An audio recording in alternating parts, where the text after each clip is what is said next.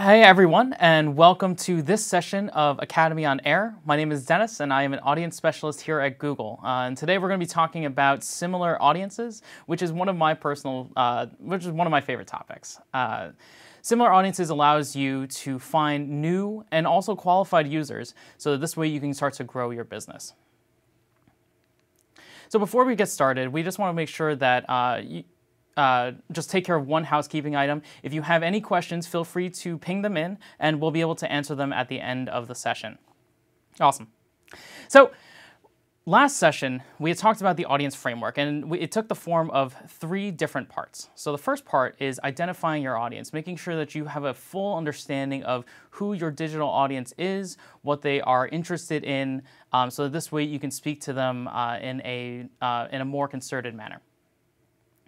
The next section is re-engaging. So finding all of those hand raisers, so people who have interacted with your brand before, and being able to reach those users with a specific strategy and specific message. And then at the third step, making sure that we expand your audience, so making sure that we find new users to come through the door and become more aware of your product and be able to kind of interact.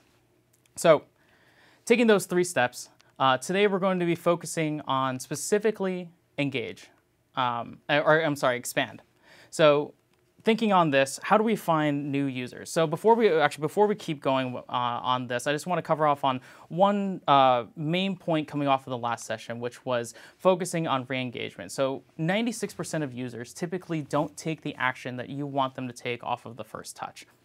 And this is fairly important because in terms of making sure that we have a good expansion strategy, we also need to be grounded in a very strong re-engagement strategy. So 96% of those users don't necessarily take the action the first time, so we want to make sure that we reach them again with strong remarketing lists. But that also begs the question, okay, so what happens when we want to reach new users? What do we do when we want to start to grow that business and we want to go beyond those people who have already said, hey, I already know your brand? So this is where similar audiences comes into play. And I personally love talking about this because this is where like that real growth starts to happen, right? So when we take a look at similar audiences and we take a look at it in the marketing funnel, right? So we have multiple steps: building awareness, influencing consideration, driving action, and growing loyalty. Similar audiences falls into that influence consideration. So we're reaching new users, and one of the major sticking points for similar audiences, and the reason why people should be taking a look at using similar audiences as that first step to growing your business, is that we're finding new audiences that share similar characteristics to your remarketing list. So saying that in a different way, let's say you have a remarketing list of all of your purchasers, all of your converters. Similar audiences allows you to say, okay, I want to find people who look like that sort of user. And that leads to a better qualified audience coming through the door. So this way you can drive reach, but then also have a focus on efficiency. So how do similar audiences work? So you'll take your existing remarketing list, so like I said, purchasers or converters, and what will end up happening is as those lists start to grow and as we start to gain more, gain an idea of list size, similar audience lists will automatically be generated. So this way you can start to use those for targeting. And one important thing to note is that once those similar audience lists are generated, remarketing lists are automatically excluded from that overall list, so that this way there is no overlap between your similar audience lists and your remarketing list.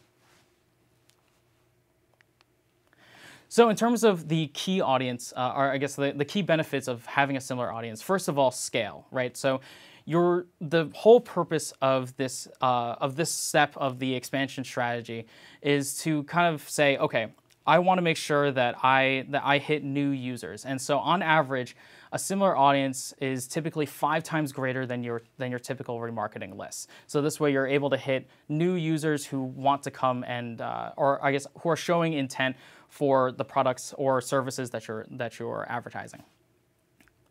Lists are simple for similar audiences, so they are automatically created, and once they actually are created, you can add them into your existing campaigns or new campaigns fairly easily and through the Hours interface. Similar audiences also use near-term browsing behavior in terms of trying to find new users. So one of the major things that we see with advertisers is that they want to find users who are actively in the moment, and similar audiences allows us to do that by being able to focus in on people who are exhibiting that behavior in the short term. And on top of that, the last part is that it layers very well with automated bidding. Automated bidding takes into account various audience signals that are encompassed in the similar audience, in your similar audience list. So this way, you can make sure to be able to use target CPA, use target ROAS to be able to layer that with similar audience and drive efficiency. So I talked about this in terms of like a very technical view. I tend to like to be able to use examples when explaining these sorts of concepts. So we'll take one example here. So let's say I am running a department store and I have a rewards program.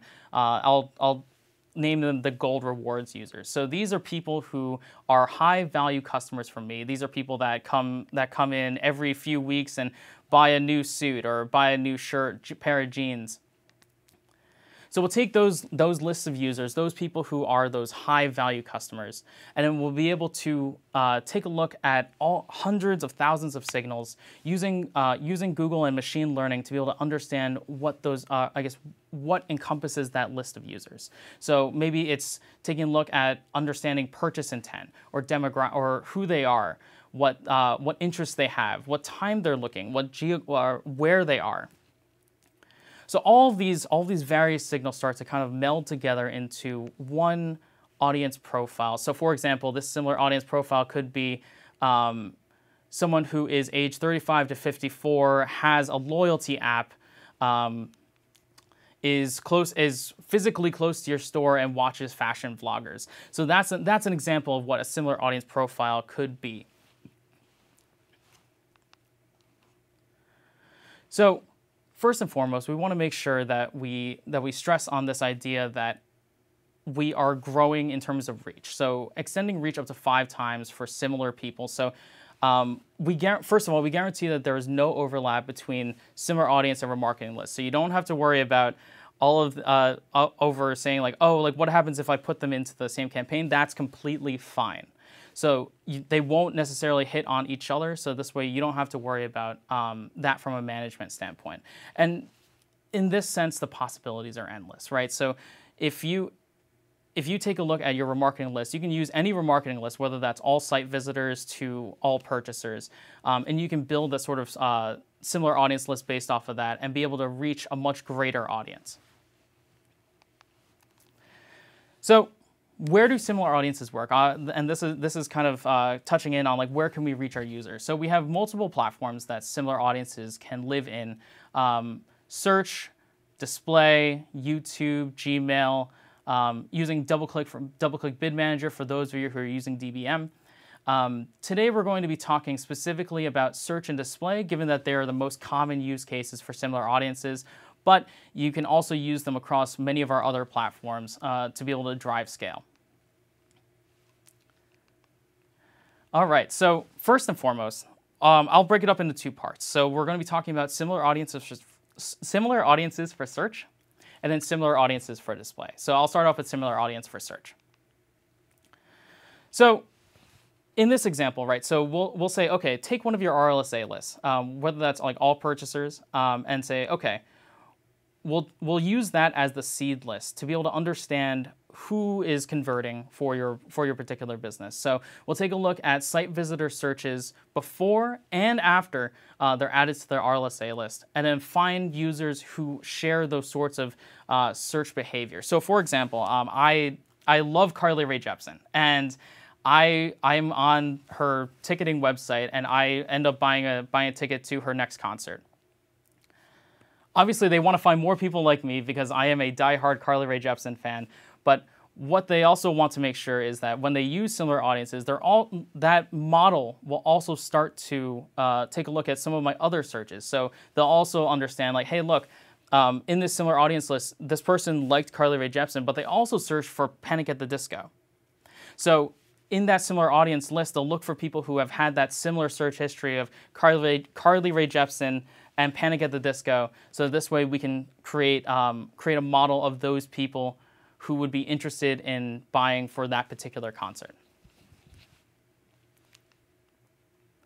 So in terms of best practices for similar audiences for search, we kind of broke it up into 5 steps. Implement your remarketing tag across all of your website. Ensure that similar audience lists have accrued enough data, so making sure that you actually have the data sufficiency needed in order to run these models effectively. Identify your converters and purchasers. Layer your lists, and then also enhance similar audience with smart bidding. So we'll unpack that in just a second. So this first section, remarketing tags should be everywhere, and I think this is a very for us, we want to make sure that remarketing tags cover all of the actions that we want to be able to remarket against. So whether that's cart abandonment or product page views, we want to make sure that remarketing tags are everywhere that we want to track an action. And I can't stress that enough, because that creates the crux on which similar audiences is built.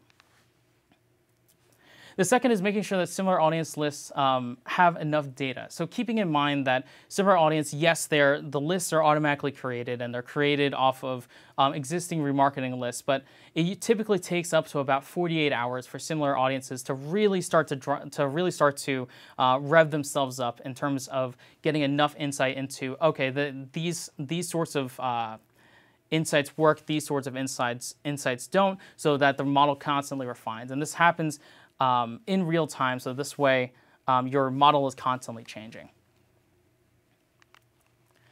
Identifying converters and purchasers. So when you first start taking a look at similar audience lists, you want to make sure that you're building these lists off of the lowest funnel position that you can. So first starting off with converters and purchasers, so this way you can start to really drive on people who are driving a business impact.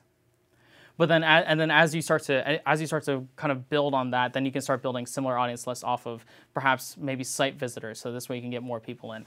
So keeping this in mind, also remember that remarketing lists and similar audience lists do not overlap. So if you can kind of think of it as a Venn diagram, right? They'll never cross. Layering your lists, right? So you want to make sure that your similar audience lists are applied across all of your campaigns, search and shopping, and using the bid only if you're using the old interface, or observation terminology. So this way you can provide greater context to your campaigns. So when you're able to layer all of these lists across all of your campaigns, it allows you to kind of optimize and use those audience signals to your advantage. And lastly, use smart bidding wisely. So with similar audiences, we typically recommend using smart bidding, whether that's target return on ad spend, target CPA, or even enhanced cost per click. The reason for this is that smart bidding allows you to make use of those audience signals to be able to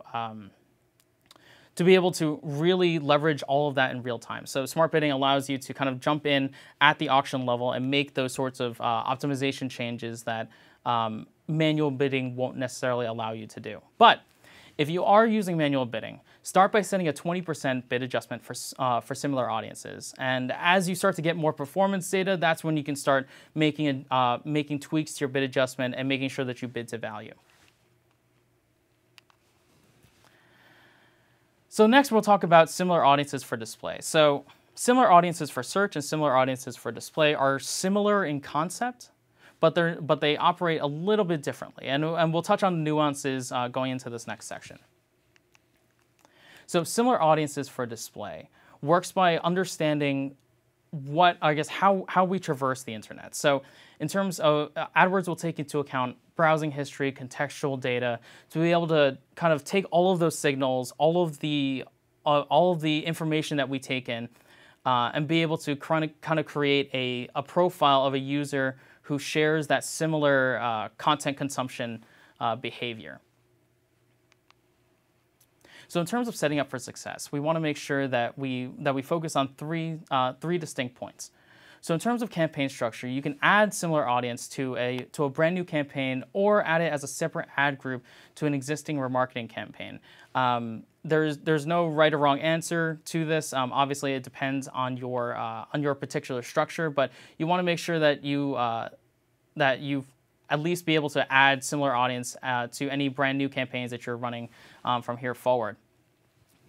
In terms of bidding, make sure to use automated bidding, such as target CPA or target ROAS, for better performance results. Like we were saying with similar audience for search, similar audience for display also uses all of those audience signals in its smart bidding to be able to make real-time optimizations.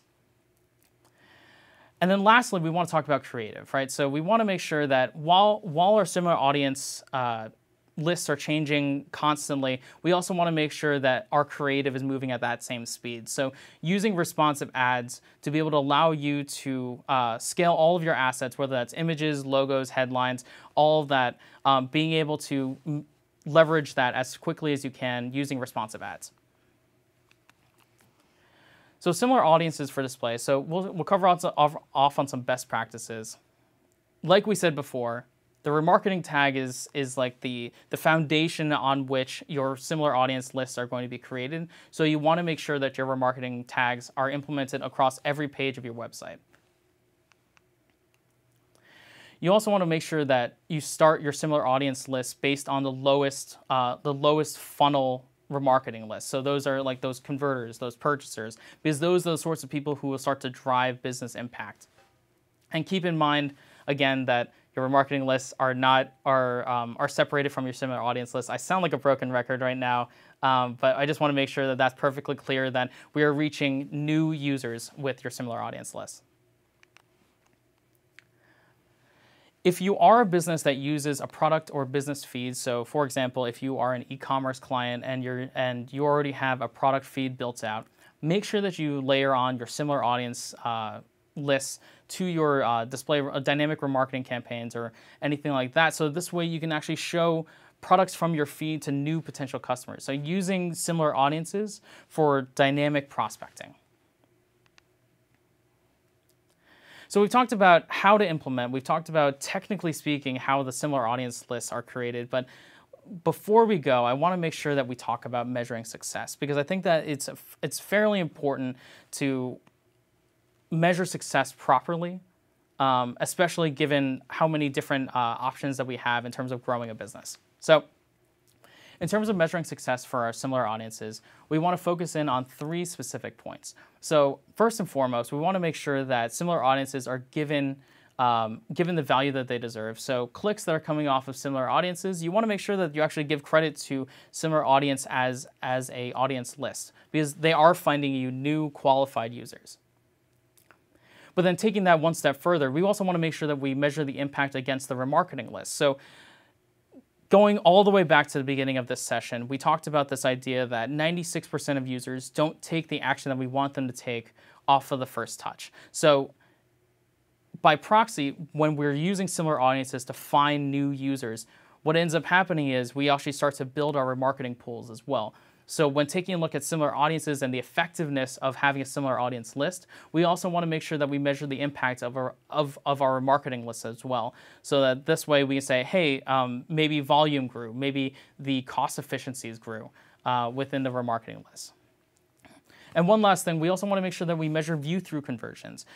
Given that we are finding new users who may or may not necessarily be fully in this this purchase cycle, we want to make sure that we measure view-through conversions. So this way we can say, okay, having similar audiences did have some level of impact. And certain things to avoid, right? The first part is making sure that you set a proper cost per, right? So we want to make sure that when we think about remarketing and similar audiences, we don't hold them to the same standard. remarketing, these are the people who have already become hand raisers, who already know your brand. So so that will naturally be a more efficient CPA than what similar audiences will be able to provide, because we're trying to find new users. So the CPA is expected to be higher. We also want to make sure that our landing pages do relate to our creative. So I think just from like a conceptual standpoint, if the creative from the ad doesn't match what the user clicks to and what the user lands on in terms of like that your web page, that kind of leads to some creative, some cognitive dissonance there. So we want to make sure that we keep that in mind when we're talking about creative and we're talking about the landing pages that they're driven to.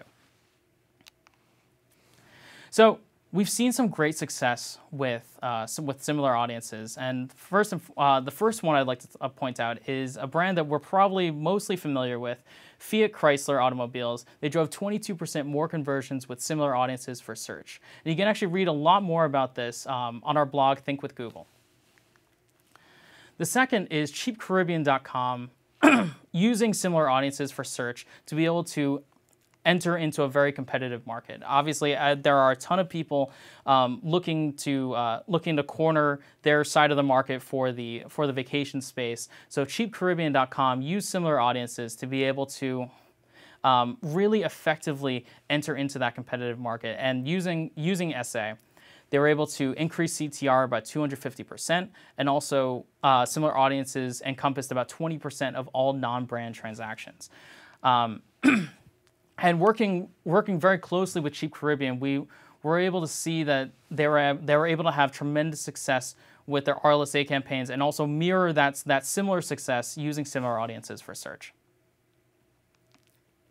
The last is ZOOT, which is a clothing brand based out of the Czech Republic, and they're using similar audiences for display with dynamic ads. So this takes in that idea of like, hey, I have a product feed and I want to be able to prospect out to new users. So using similar audiences for display as well as using their product feed, they were able to drive a 2x higher ROI for against other prospecting display tactics. They were able to drive a 3x higher CTR compared to other display, and 63% of their new sessions came from this particular campaign. So this is a great example of being able to use similar audiences for display plus dynamic ads for dynamic prospecting.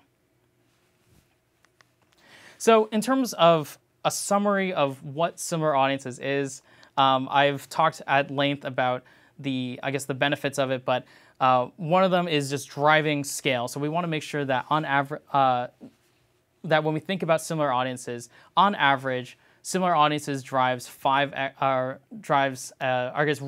5 times more users than your typical remarketing list. They are simple to create, so the lists are simple. They're created automatically and can be added to your campaign within minutes.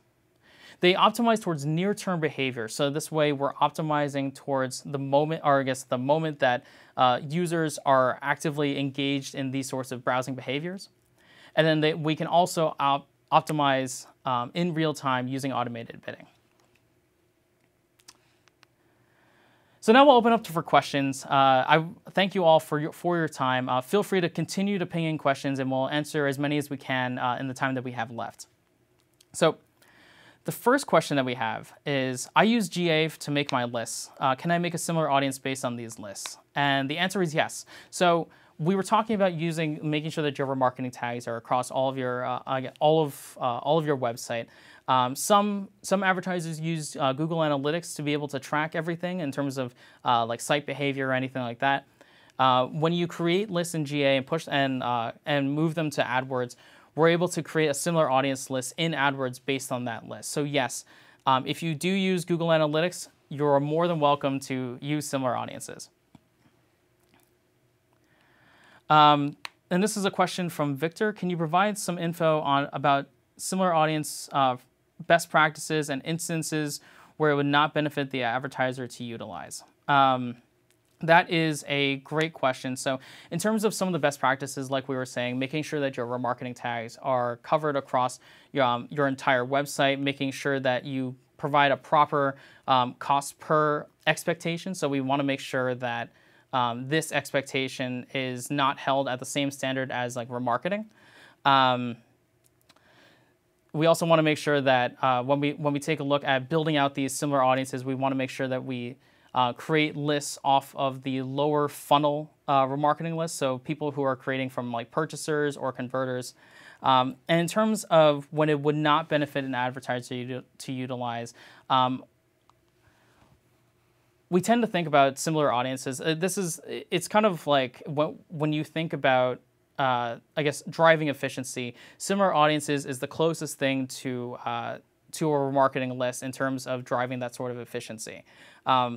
In instances where an advertiser shouldn't utilize this is when site traffic isn't necessarily enough to be able to create remarketing lists of a proper remarketing size. So what I mean by that is if the seed list is a little too small, we might not be able to get we might not be able to build that similar audience list out the gate. So in that sense, perhaps using in-market targeting might be a potential option for you. Another question that's coming out is, why should I use similar audiences if it's not as efficient as remarketing, right? So like we were saying before, remarketing will always naturally be more efficient than similar audiences because of the fact that remarketing says, hey, I'm going to be hitting those hand raisers, those people who already know my brand. But when we think about similar audiences and we think about the overall expansion strategy, right? So everything from similar audiences, in-market, custom intent, all of that jazz. We want to be able to think about that as a way to grow your business. So without all of those prospecting sort of tactics, we're not able to. We'll eventually run out of people to remarket to. So in that sense, yes, it's not necessarily as efficient as remarketing, but we want to make sure that we do focus on building that sort of top-line view of getting new customers through the door.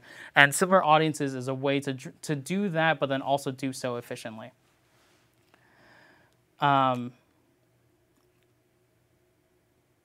Okay, so here's an interesting question. So what sort of signals is a similar audience list looking at? So we typically, when we think about a similar audience list, we can say, okay, of these people who are on the remarketing list, what are they searching for? What sort of interests are they showing? So we'll take a look at. I tend to kind of think of it as almost like a collection of interests and in-market segments. So it's almost like a collection of a bunch of different signals. But we'll take a look at things like what they're interested in. What sort of topics they browse through in terms of like how they traverse the web, what sort of search queries they're like in terms of their search history. So similar audience for search that's a great example of being able to use search queries for building an audience. All right.